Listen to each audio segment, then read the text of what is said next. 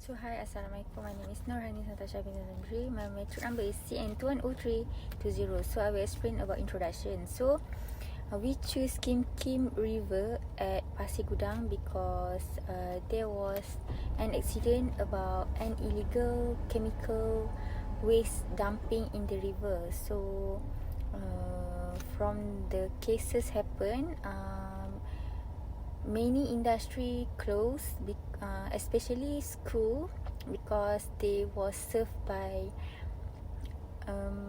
surf breathing. So JAS and other jabatan choose to close the industry for a while for the help. So the impact of illegal chemical waste dumping vary depending on the scale, source and water characteristic, because health risk assessment of a chemical incident on children is generally conducted by evaluation and qualification of content for children, because water is the main resource for school and other places, because Pasir Gudang was rich with water. So the chemical may defect breathing, because the toxic was very hazard and danger for people mostly by nearest Kim River. So this is the timelines how the cases became. It happened on March 2019.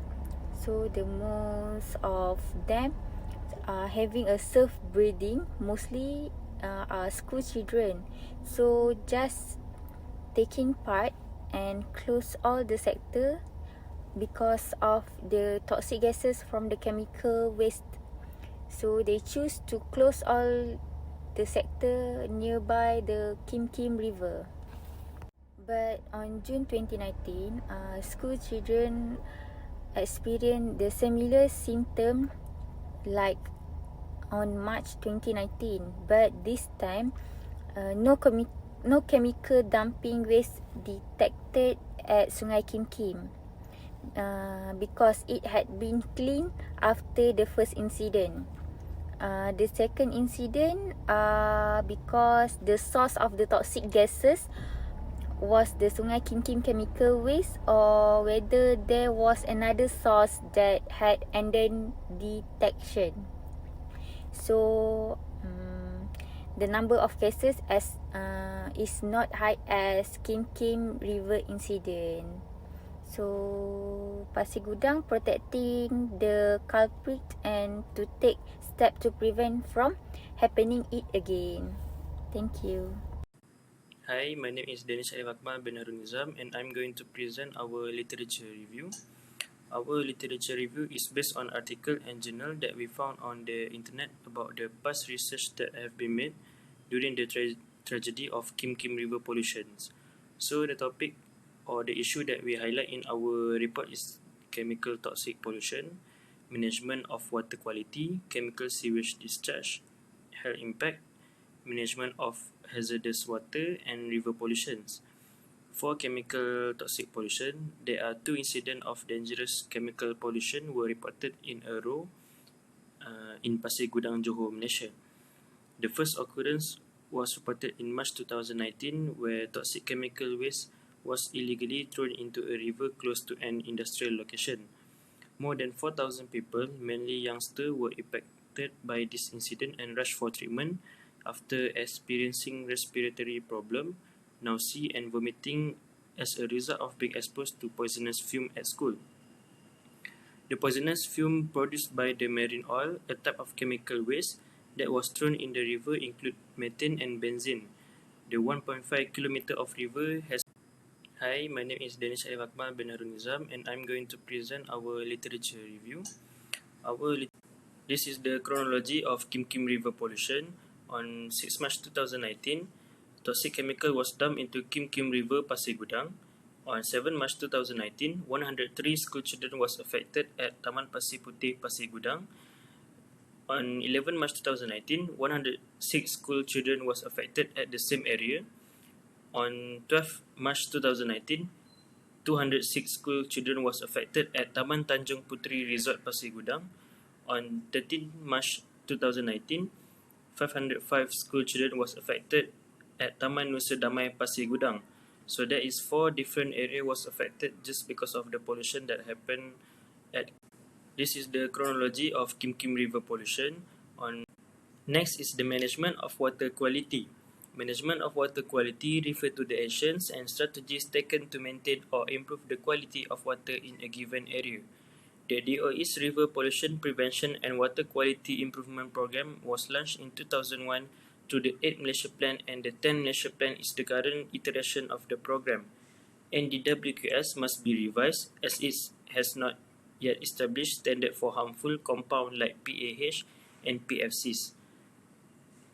Environment Quality Act of 1974 and the Water Service Industry Act of 2006 should both be reinforced in enforcement to ensure that there is.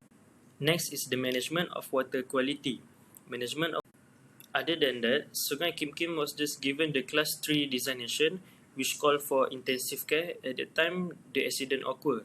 Direct discharge of garbage from fishing vessel and residential sewage from the neighborhood both contaminate the river.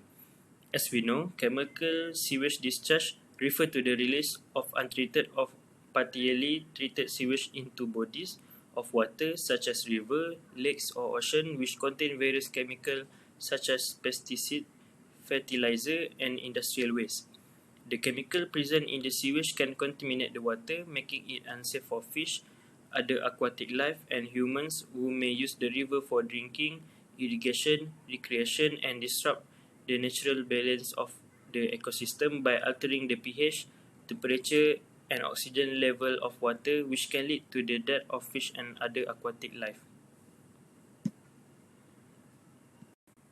So of course, from the pollution, they must have the impact of the health. The Sungai Kim Kim disaster, which affected almost 5,000 people, was Malaysia's worst chemical catastrophe.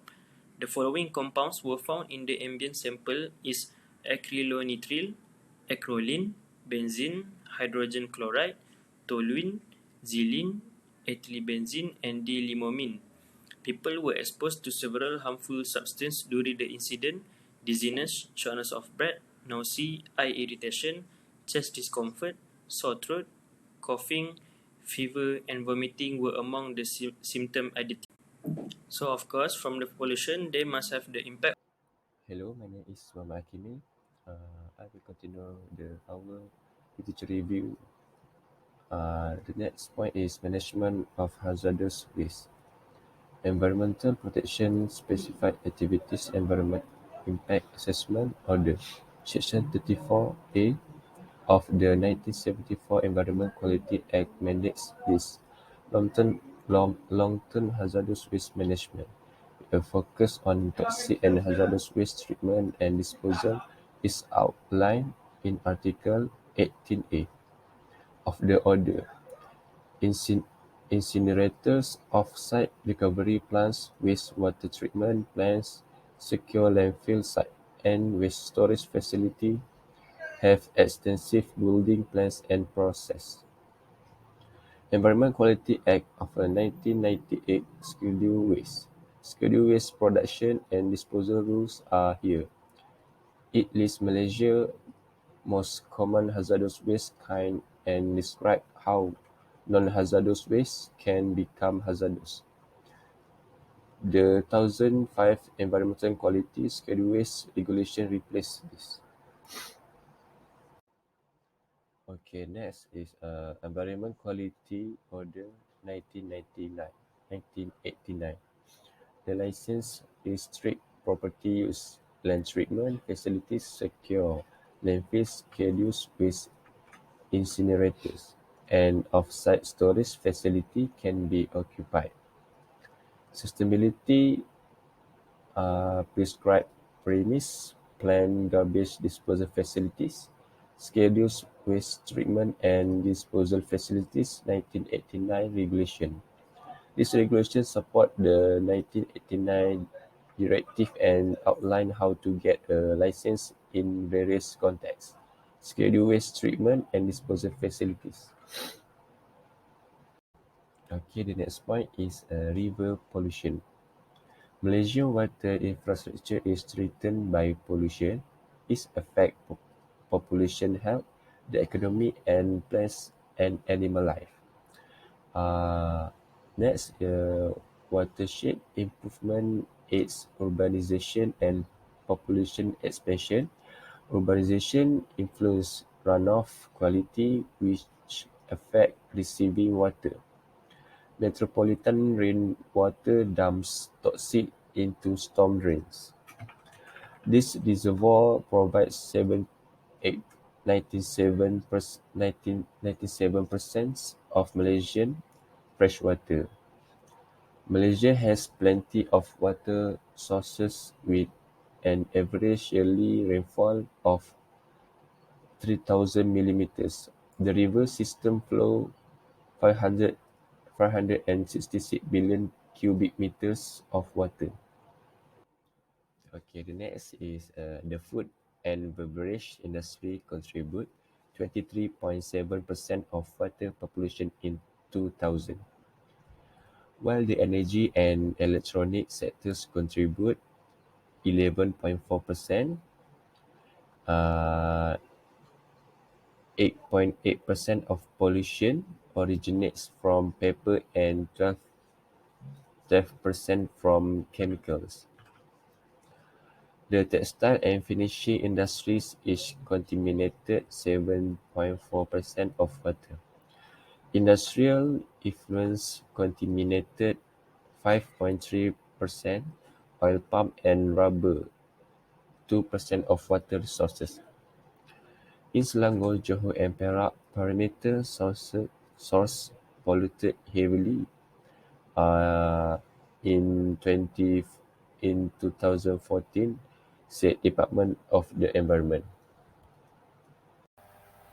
Next, I'll be presenting about water quality during the Movement Control Order (MCO) in Malaysia.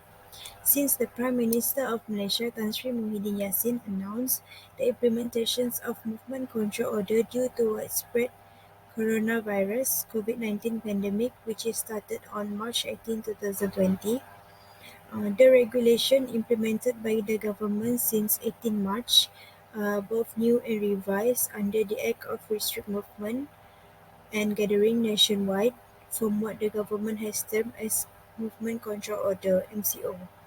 The implementation of MCO, however, ended up being blessing for the environment, like the industrial activities has been stop operated, and make the river cleaner and also clearer than before. Next, the chemical pollution in Kim Kim River in Pasir Gudang once shocked the nation. After the chemical link to water and air mix, poisonous chemicals are formed. It is started with water pollution in the river and then followed by air pollution. The pollution has been around for a long period of time, and it was classified as a third-class river, which means it was polluted and it require a intensive treatment.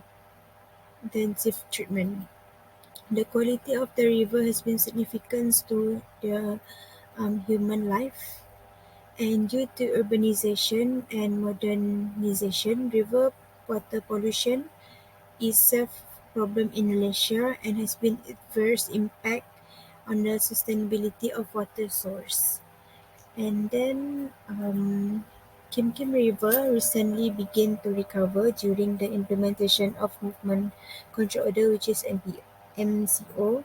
The river is more clearer and clean than before, after the factories and the industry stopped operating during the MCO. Mm, this contributed to a recovery of river water. So if the pollution happen again, the river pollution burden will increase and affect the environment and nature. So in addition, um, industry, law enforcement, public awareness is crucial to importance of water quality. Still, there were 160 cases of water pollution reported, which is enforcement was taken during the MCO period in March. Assalamualaikum warahmatullahi wabarakatuh. My name is Nurul Izzah binti Muhammad Sata. My metric number is CN210340. I would like to present my part, which is the conclusion for this review paper. This tragedy, chemical pollution of Kim Kim River, Johor, Malaysia in 7 March 2019 has goosebumps all people in Malaysia and other nations cause of the weak management of the heavy contamination, metal and others dangerous waste to the Kim Kim River. As we know, river is one of the water resources and contain 98% fresh water, and it is really precious. Actually, we can control and avoid the chemical pollution since the incident rarely happen, but it can be under control if we can manage it strictly. All the waste and dangerous chemical come from the human activity and industrial activity nearby the river, such as the factories. The chemical pollution not only affect to the environment but also affect to the air with the toxic gas substances. The river pollution makes the water resources getting decreases day by day. So we as Malaysians should take responsibility to this problem. And the huge effect has opened people's eyes to be aware and take action for the next and the future development. Next, I will continue to present about the future recommendation for this tragedy. Everyone must act decisively in the aftermath of this tragedy to play a crucial part in encouraging a culture of disaster risk reductions, including improved readiness for efficient response. The Environmental Quality Act of 1997, which attempts to govern activities that impair the quality of nature, is one of example of a new and comprehensive regulation that may be used to enforce the law. Testing of supply plans and procedures must be the duty of the local government and residents. Next, with the help of the industry, the government or federal parties can raise awareness of the risk posed by manufacturers and the actions that must be done together with all the local people. Every industry's factory should be taken into consideration while designing a preparation program of hazardous waste management. The commitment given from all stakeholders also give the huge impact to promote the free chemical pollution in Malaysia. Alright, that's all from our group. Thank you.